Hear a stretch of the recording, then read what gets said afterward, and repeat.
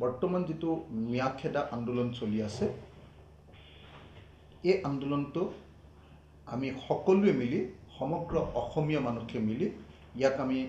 বিদেশী খেদা আন্দোলনত পৰিণত কৰিব লাগে। মিয়া খেদা, বঙালী খেদা, মাৰোৱাৰী খেদা, বিহাৰী খেদা এই যিবিলাক এটা জাতি বা জনগোষ্ঠী বা এটা ধৰ্মীয় সম্প্ৰদায়ক খেদাৰ যিটো যিবিলাক আঁচনি, যিবিলাক পৰিকল্পনা, এইবিলাক হ'ল সাম্প্ৰদায়িক পৰিকল্পনা। কিন্তু জাতি, ধৰ্ম, বৰ্ণ, ভাষা নিৰ্বিশেষে বিদেশৰ পৰা অহা সকলো বিদেশী নাগৰিকক বহিষ্কাৰৰ দাবীটো এটা গণতান্ত্ৰিক দাবী, এটা ধৰ্মনিৰপেক্ষ দাবী আৰু এটা জাতিৰ এটা জাতীয় দাবী হ'ব নিশ্চিতভাৱে পাৰে। কিন্তু যদি এই আন্দোলনটোক আমি কেতিয়াবা বঙালী খেদা আন্দোলনত পৰিণত কৰি দিওঁ, কেতিয়াবা যদি মিয়া খেদা আন্দোলনত পৰিণত কৰি দিওঁ, কেতিয়াবা যদি বহিৰাগত খেদা আন্দোলনত পৰিণত কৰি দিওঁ, কেতিয়াবা যদি মাৰোৱাৰী খেদা আন্দোলনত পৰিণত কৰি দিওঁ, কেতিয়াবা যদি বিহাৰী খেদা আন্দোলনত পৰিণত কৰি দিওঁ, যদি এনেকুৱা ধৰণৰ আন্দোলনত পৰিণত কৰি দিওঁ, তেতিয়াহ'লে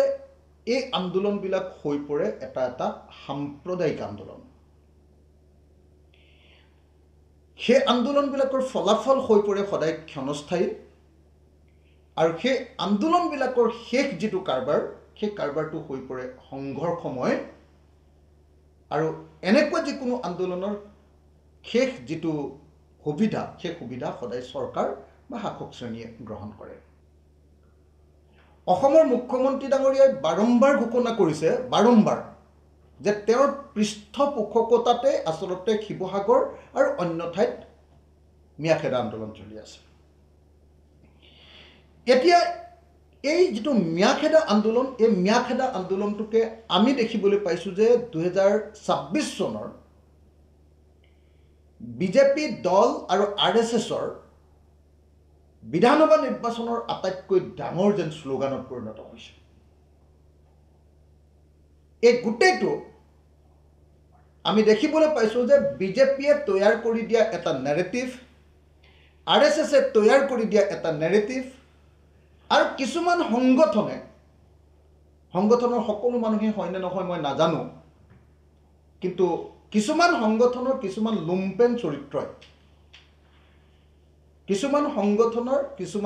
লুম্পেন চৰিত্ৰই বিজেপিক সহায় কৰিবৰ কাৰণে,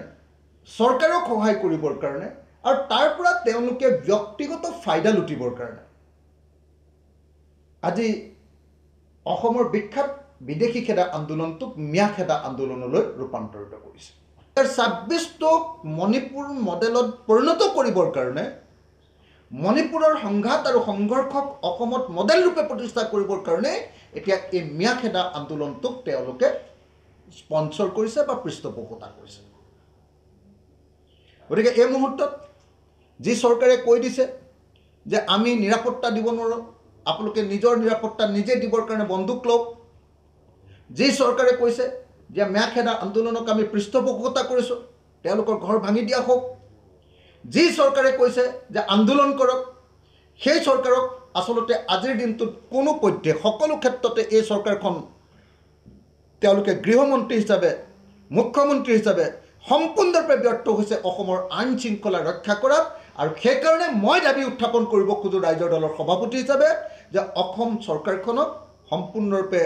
কেন্দ্ৰীয় চৰকাৰে ভাঙি দিব লাগে আৰু অসমত ৰাষ্ট্ৰপতি শাসন প্ৰৱৰ্তন কৰিব লাগে। এটা কৰিব খুজিছে। আমি জানো যে তেওঁৰ এজেণ্ডাটোৱে হ'ল যে 2021ৰ পৰা 2026লৈকে যিহেতু অখিল গগৈয়ে অসম বিধানসভাত আটাইতকৈ বেছি ভূমিকা পালন কৰিলে, অখিল গগৈয়ে যিহেতু বিজেপি চৰকাৰক আটাইতকৈ জবাবদিহি কৰিলে, অখিল গগৈৰ যুক্তি আৰু তৰ্কৰ সন্মুখত হিমন্ত বিশ্ব শৰ্মাক খাৰা হ'বলৈ অসুবিধা হয়। গতিকে 2026 চনত যিকোনো প্ৰকাৰে অখিল গগৈক বিধায়ক হিচাপে বিধানসভালৈ পঠিয়াব নালাগে। এইটো হ'ল হিমন্ত বিশ্ব শৰ্মাৰ এজেণ্ডা আৰু সেই এজেণ্ডাটোকে যে শৃংখল চলিখাই কাৰ্যকৰী কৰিবলৈ গৈছে সেইটো খাটাং। গতিকে তেওঁ কৈ আছে যে অখিল গগৈ কি 2026 চনত শিৱসাগৰত কি ব্যাপক কি ৰাজনৈতিক পৰিৱৰ্তন কৰিবৰ কাৰণে তেওঁ কাম কৰিছে হয় আমি জানো যে তেওঁ শিৱসাগৰ বিজেপি আৰু RSSৰ হাতত তুলি দিবৰ কাৰণে শিৱসাগৰত অখিল গগৈ অসমৰ এই সময়ৰ সংগ্ৰামী ইতিহাসৰ যিজন আটাইতকৈ বেছি সংগ্ৰামী মানুহ সেই মানুহজনৰ হাতৰ পৰা মানে আঁতৰাই অসমৰ ইতিহাসৰ আটাইতকৈ ডাঙৰ হত্যাকাৰী চালফা এজনক অসমৰ ইতিহাসৰ আটাইতকৈ ডাঙৰ হত্যাকাৰী চালফা এজনক শিৱসাগৰৰ আসনখন দিবৰ কাৰণে যাতে একেলগতে তেওঁলোক দুইজনে লগ লাগি গোটেই ব্যৱসায়ীবিলাকৰ পৰা ধমকি দি পইচা উঠাব পাৰিব ভৱিষ্যতে আৰু সেই বিজেপিৰ চালফাজনক বিধায়ক পাতিবৰ কাৰণে আৰু অখিল গগৈক বিধায়ক পদৰ পৰা খেদিবৰ কাৰণে শিৱসাগৰত শৃংখল চলি অহা সত্ত্বে মিয়া আন্দোলন কৰিছে মিয়া খেদা আন্দোলন কৰিছে কথাটো চাপ